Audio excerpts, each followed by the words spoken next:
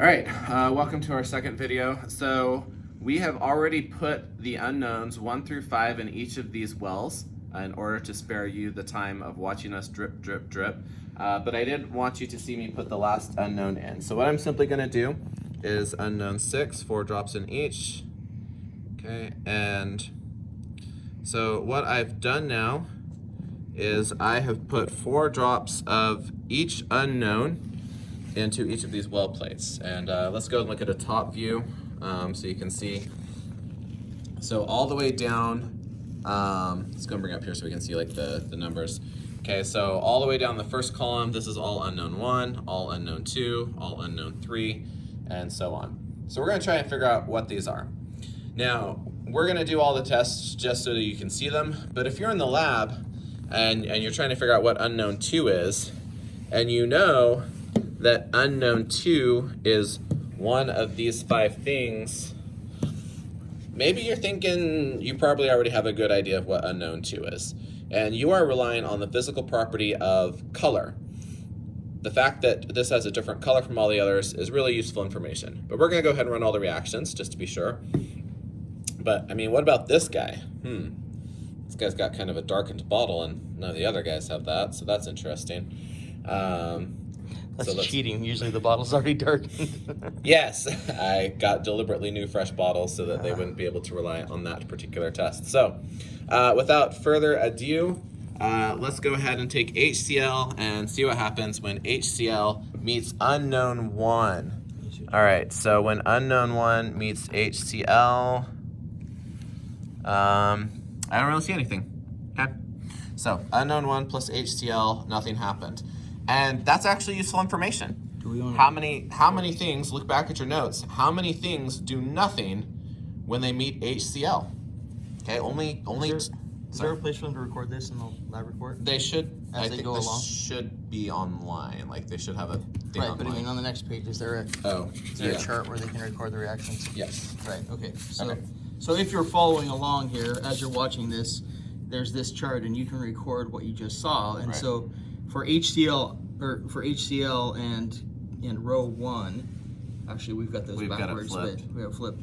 And so at HCl and unknown 1, unknown 1, you're gonna get a 0, right? You're gonna Nothing happened. right? Nothing happened. So record it right there, okay? All right. All right. Okay, unknown 1 is now about to meet FeNO3. Okay, and it is darkened a little bit. Okay, you can see what the FeNO3 looks like in its neighboring columns, and you can see that something has happened there. Something has happened there. All right, unknown 1 is gonna meet AgNO3 now, silver nitrate. Here we go. And we've got a kind of a yellowish precipitate.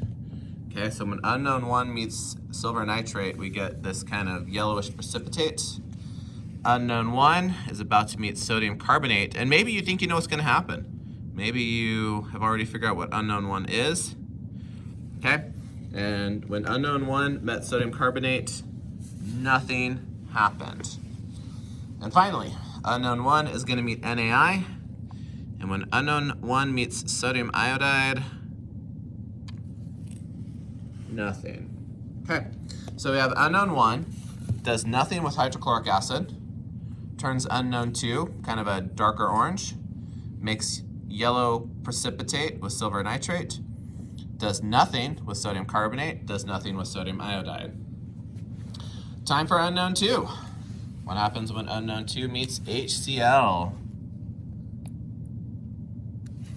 Pale yellow color. Unknown 2 meets ferric nitrate. Nothing. Unknown 2 meets silver nitrate.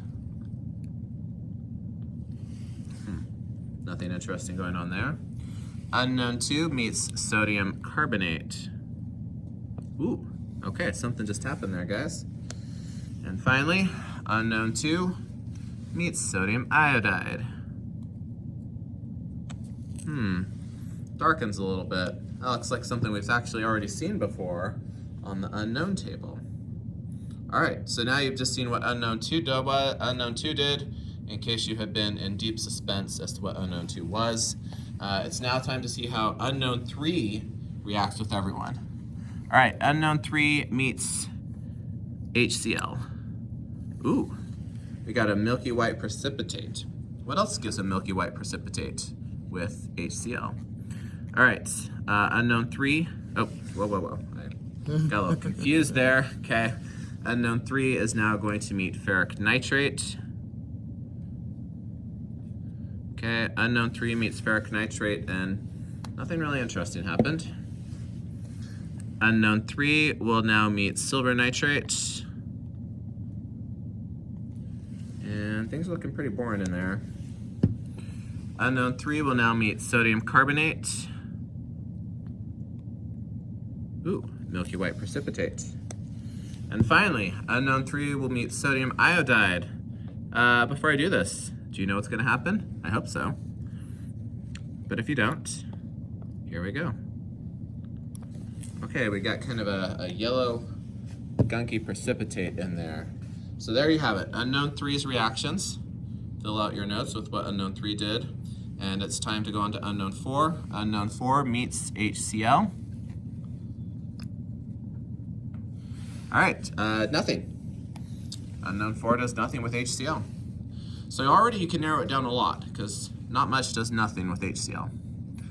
Unknown 4 meets ferric nitrate. Got kind of a pale yellow there. Unknown 4 meets silver nitrate. All right, that cloudy precipitate forms. Unknown 4 meets sodium carbonate. Ooh, bubbles. Good times. Good times. Unknown 4 meets sodium iodide. And nothing. All right. Unknown 5 meets hydrochloric acid. White precipitate. Unknown 5 meets ferric nitrate.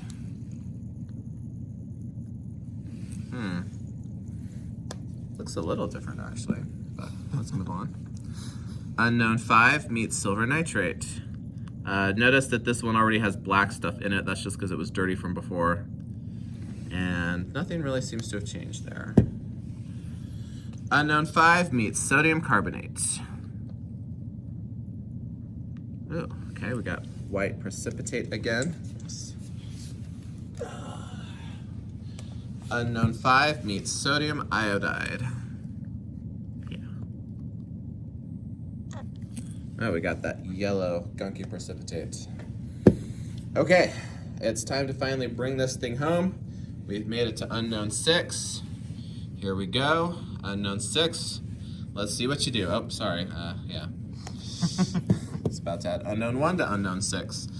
All right, unknown 6. We're not gonna know much though. Oh, we should know unknown 1 by now, though. Right. Okay, unknown 6 meets HCl. Oh, bubbly. Okay. So those of you paying attention at home might feel like I don't need to do anything else because unknown 6 just bubbled with HCl. But, you know, science, you gotta keep going. Unknown 6 just met ferric nitrate. Oh, look at that orange gunky stuff. Okay.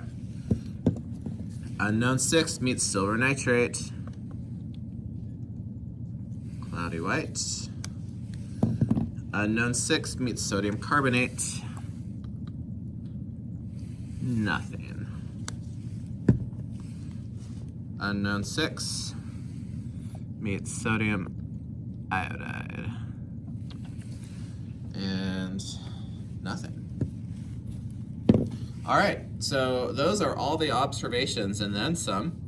Based off this and the results of the previous mixtures, you should be able to identify unknowns 1, 2, 3, 4, 5, and 6. And What should they do if they're confused? watch the video again. Go back and watch the first If you're video. confused, watch the first video. Watch this video again. Watch as many times as you need. And I think we'll conclude this video. You want to talk about what we need to do here? Sure, we can do that in this video. In order to identify a substance, you need characteristic properties. properties that help you limit down your range of options. Characteristic properties involve color, they involve chemical reactions that anything does. And so as we look at these things, characteristic properties of a characteristic property of ferric nitrate could be its color. And while it might surprise you to think this, a characteristic property of the HCl is also its color.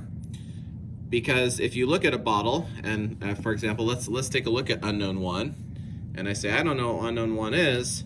Well, because of its color, I can at least eliminate ferric nitrate. So that's useful information. Even if I can't figure out which of the other 4 can be, as long as you can eliminate at least one possibility, you've got yourself a characteristic property. So for HCl, its reactions are also all characteristic. So you can look at your observations from before, and one characteristic property of HCl is that it bubbles with sodium carbonate. Okay, and please look through your reactions, and anything that you filled out with HCl will qualify as a characteristic reaction. Now let's talk about physical and chemical properties. Chemical properties involve reactions or attempting to react something. Physical are properties you can get without doing a reaction. So you can weigh things, you can look at their color, you can smell them. Those are all physical properties. For this lab, we didn't weigh anything, we didn't measure any volumes, we didn't measure any temperatures. So the only physical property you can go off of is their appearance. So for each one, you're going to write, what does HCl look like? What does FeNO3 look like? What does AgNO3 look like? And that's your physical property. Chemical properties, well, each of these chemical properties comes from what they reacted them with. So we know what happens when HCl meets FeNO3 too. That's a chemical property. We know what happens when it meets AgNO3. We could have actually asked for 4 chemical properties for each of these, or maybe even 5, because it doesn't react with itself, and that could be your 5th chemical property. So each of these has 4 new chemical properties that you have learned from this lab about how it reacts with each of 4 other chemicals, and so you can choose any 2. So what happens when HCl meets AgNO3? What happens when HCl meets Na2CO3? Those are your chemical properties. And even if nothing happened, that's still a chemical property. If things don't react with each other, that's still chemical. Okay. Good? Yeah. Say goodbye, Dr. Carlson. All right, so it's good seeing you guys. I hope you enjoyed watching this video, and look forward to seeing you in our next Royal Science installment series. I was here the whole time. Yeah, me too. I'm running the camera. Bye.